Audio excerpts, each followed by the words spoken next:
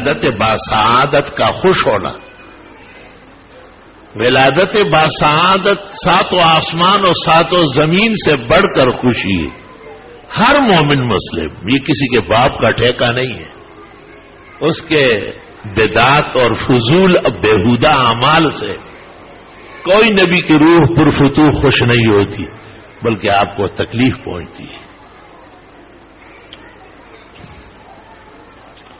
حدیث شریف میں رسول اللہ صلی اللہ علیہ وسلم نے ایک دعا بیان فرمائی کہ رات کو سوتے وقت یہ پڑھا کرو. اس میں الفاظ آمنت بکتابک الذی انزلت وبنبیک الذی ارسلت. جب وہ دعا برائے ابن عازب سنانے لگے تو بنبی کی جگہ پڑھا وہ برسول کا.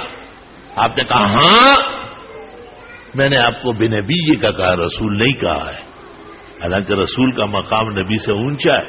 آپ نے کہا میرے الفاظ بدلنے کی ضرورت نہیں ہے، تو تم کیوں بدل رہے ہو؟ ابو بکر صدیق نے کتنے تہوار منائے، عمر نے، عثمان نے اور علی نے. ان کے پاس جو بڑے سربراوردہ ہے اور بڑے علم کے دعوے دار ہے وہ لوگوں کو دھوکے دیتے ہیں. یہ پنکھے بھی نہیں تھے نبی کے زمانے میں، یہ مولانا والا فانوس بھی نہیں تھا، اور مولانا بخاری کا ختم کراتے یہ بخاری تھی، یہ تو نہیں تھی بعد میں. تو دیکھو ہماری بدعت کو بھی برداشت کرو. شرم کر وے، اور شرم کر. اور بے حیا انسان.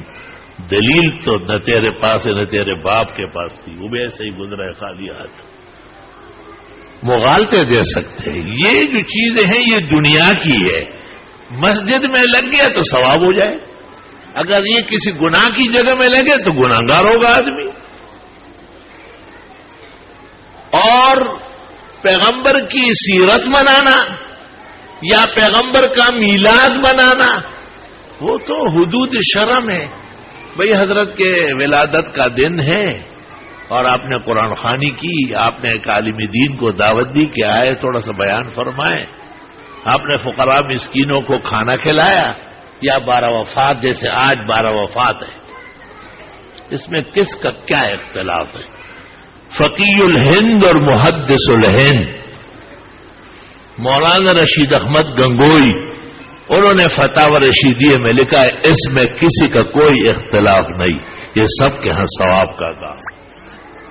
لیکن ایک خاص طریقے سے میلادیں بنانا اور میلاد کے لیے چھوٹے چھوٹے بچوں کا استعمال کرنا اور دھوپ اور سردی کا لحاظ کیے بغیر چلے جانا اور جلوس یہ تم نے کیا تماشا رچایا ہوا ہے؟ یہ جلوس ذرا عید الفطر کو نکال کے دکھائے، عید الاضحیٰ میں قربانی چھوڑ کر کے جلوس نکال کے دکھا دے. یہ تم نے اپنی طرف سے چونکہ عید منائی ہے اور اس کی شرعی حیثیت بالکل نہیں ہے، اسی لیے لوگوں کے گلے سے اتارنے کے لیے آپ کو یہ تکلف کرنا پڑتا ہے. ہمیں تو آپ پر رحم آتا ہے کہ بننا ہے منانا نہیں ہے. بس فرق صرف اتنا ہو گیا کہ حضرت محمد مصطفیٰ احمد مجتبیٰ کی تشریف آوری، آپ کی تشریف آوری کا کیا کہنا ہے؟ ہاں فضل ہے رسول اللہ کا باہر بے کراں، کیا کوئی ظاہر کرے گا، ہو نہیں سکتا بیان. وہ بشر ہے، حد یہی ہے میرے علم و فہم کی، سب سے مخلوقات میں افضل عظیم القدر بھی. وہ ایک یہودی نے حضرت عمر سے کہا کہ امیر المومنین ایک آیت آپ کے قرآن میں نازل ہوئی، الیوم اکملت لکم دینکم واتممت علیکم نعمتی ورضیت لکم الاسلام دینا. لو نزلت عند معاشرنا اليہود لاتخذنا ذلك اليوم عیدا. بخاری میں 10 جگہ یہ حدیث موجود ہے کہ یہ آیت جو آپ کے قرآن میں ہے اگر ہمارے یہود کے توریت میں آ جاتی ہم اس دن عید منا لیتے. کہتے جی ہمیں یہودی ہو، آپ کو میں نے نہیں کہا ہے، وہ یہودی خود کہہ رہے ہیں آپ کو، میرا کیا مجال ہے. حضرت عمر نے نہیں کہا کہ ہو یہ تو بہت ضروری ہے کہ ہم بچوں کو اور بڑوں کو ساتھ کر کے بندر روڈ تک چکر لگائے، جھنڈے لہرائے، چوری کی بجلی سے چراغاں کرے.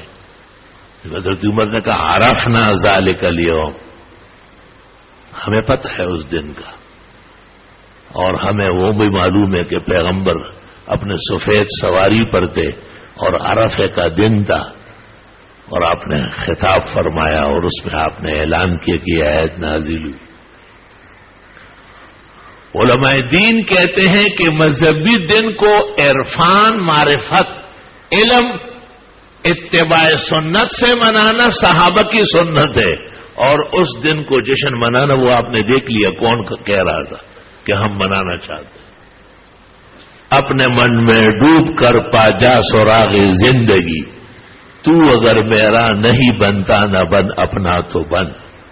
جناب رسول اللہ صلی اللہ علیہ وسلم کائنات میں لوگوں کو خیر، فلاح، بہبود، صلاح، دونوں جہانوں کی کامیابی اور کامرانی سے ہمکنار کرنے کے لیے تشریف لائے. آپ رسوم کے لیے نہیں آئے، آپ تہواروں کے لیے نہیں آئے. آپ نے جتنے تہوار مقرر کیے، عید الفطر، عید الاضحیٰ، رمضان شریف، حج، عمرہ، طواف، وہ پوری دنیا، پوری کائنات میں مسلمات ہے. بدعت کی ایک علامت یہ بھی ہے کہ کہیں ہوتی ہے، کئی لوگ جانتے بھی نہیں. ان کے ہاں جشن عید میلاد النبی ثواب کا دن ہے. حرمین شریفین جو اسلام کا مرکز ہے، جہاں قرآن نازل ہوا، جہاں نبی مبعوث ہوا، جہاں نبوت کی تکمیل ہو گئی، جہاں قرآن کریم پورا ہوا، جہاں سے 1.25 لاکھ مخلصین، ایماندار، زبردست اعمال سے آراستہ پیراستہ صحابہ کی جماعتیں پوری دنیا کی تبلیغ کے لیے روانہ ہوئی، وہاں تو اس قسم کا کوئی تہوار نہیں ہے. اللہ سبحانہ و تعالی مسلم امت کو اپنے رسول اور نبی کی حیات جاویداں کے مطابق زندگی بنانا نصیب فرمائے. صرف منانے سے ہمیں کیا خوشی ہوگی، اور منانا تو یہاں سے وہاں تک منا لیا، واپس آیا، اور جتنی کوتھی ہوتی آن کلوتی، جیسے تھا اسی طرح ہی واپس آیا. نہیں، بننا ہے بھائی. جن کی داڑیاں نہیں ہیں وہ داڑیاں رکھے نا، یہ بننا ہے نا. بننا اور کیا ہوتا ہے؟ کوئی جرمنی جا کے بننا ہے کیا؟ جن کی نمازوں میں کمی ہے وہ نمازیں پابندی سے پڑھے. جن کے گھروں میں ہماری بہنیں اور بھابھیوں کا پردہ نہیں ہے ان کو حجاب شرعی کرواؤ.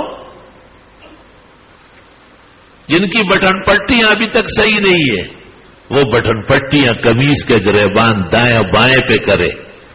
جس طرح آپ نماز میں ہاتھ باندھتے ہیں اور دائیں بائیں پر باندھتے، اس طرح قمیص، واسکٹ، کوٹ، شیروانی، جبہ، عبا، یہ تمام چیزیں سنت کے مطابق اس طرح ہی آپ پہنیں گے. 1,24,000 انبیاء و مرسلین کی داڑھی رہی، آپ نے کیوں داڑھی منڈائی؟ کون سی نیکی کمائی؟ کمزوری ہے، جلدی سے جان چھوڑا لو. تم سوچو گے کہ ابھی بہت کام باقی ہے اور اچانک موت آ جائے گی. موت تو کوئی الارم دیتی نہیں ہے. موت تو اللہ نے یہ وہ اسرار و حکم ہے جو اپنے پاس رکھے. محدثین کہتے ہیں نہ ملائک کو پتا، نہ انبیاء کو، نہ اولیاء کو، نہ زندوں کو، نہ مردوں کو. ایک شخص نے آپ سے کہا کہ حضرت مجھے بہت ڈر لگتا ہے، آج کل بہت ڈر لگتا ہے. وہ کیا ہو رہا ہے تجھے؟ اسی بس یہ خوف ہے کہ شاید کل مر جاؤ، کل نہیں تو پرسوں مر جاؤ. آپ نے کہا انک لشجاع، بڑا بہادر آدمی ہے، آج بے فکر ہے. آپ نے اسے کھجور ہاتھ میں لی اور فرمائے اس کھجور کے میرے منہ میں پہنچنے سے پہلے مجھے خوف ہے وہاں رسول اللہ کہ میری موت آ سکتی ہے اس درمیان میں. آپ تو بڑے بہادر بنے ہوئے، کل کی باتیں کر رہے ہیں، پرسوں کی کر رہے ہیں. اس لیے علماء دین کہتے ہیں کہ توبہ کرنے میں، صلاح فلاح قبول کرنے میں دیر کرنا اپنے ساتھ احسان نہیں ہے بلکہ بہت بڑا نقصان ہے. اللہ تعالیٰ میں سچائی، صدق، امانت اور دیانت سے حضرت محمد مصطفیٰ احمد مجتبیٰ و امین اللہ علی وحی السما شافع الشفعاء یوم الجزا کی سیرت طیبہ، آپ کا اسوہ حسنہ، آپ کی حیات جاویداں، آپ کی زندگی جاوید اور آپ کے تمام اطوار اور برکات حیات اور ممات حق تعالی نصیب فرمائے۔